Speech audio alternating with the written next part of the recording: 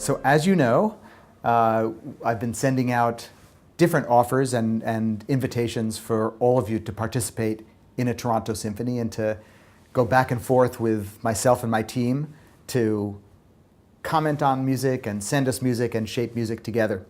And one thing that we've just started is to use a tool called Hyperscore that we developed here at the MIT Media Lab that makes it easy for anybody to create their own music, even if they don't have any musical training. And the way Hyperscore works is that it's a graphic software language that uses lines and color, doesn't use normal music notes and doesn't use normal musical rhythms, but it lets you start from simple fragments of music that you make yourself and literally draw with them. And we've been using this for a while, and it's possible pretty much to make any kind of music you could imagine. Well, I wouldn't say any kind, but a pretty broad range. And what we're doing right now is we've been working with a group of teachers who've been at a summer teachers workshop for part of July into the beginning of August. And first of all, we've been teaching Hyperscore to them, and they've been making their own Hyperscore exercises.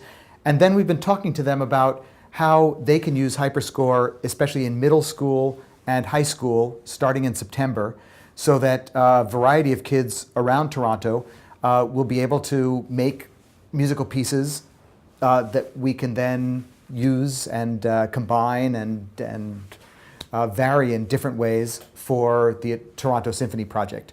So we've been looking at how to make melodies with Hyperscore, how to make rhythms, how to turn those into compositions.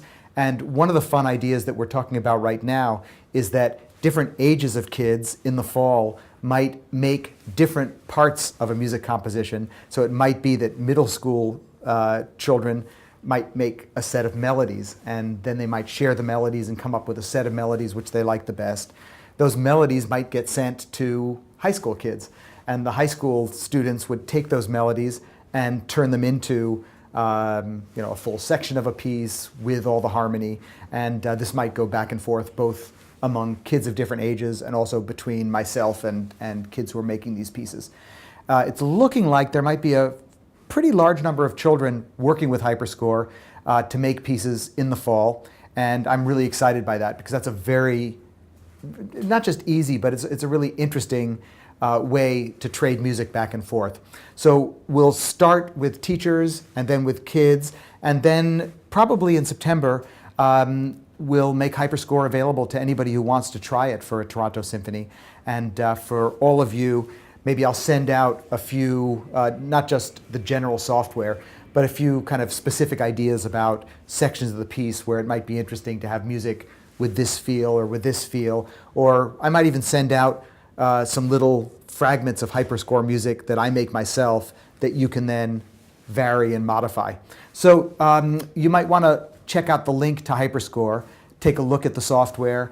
We'll let you know what's happening with children using Hyperscore, and then pretty soon we'll send out some ideas for how you might want to use Hyperscore yourself for a Toronto Symphony. And hope it's something that you have fun with.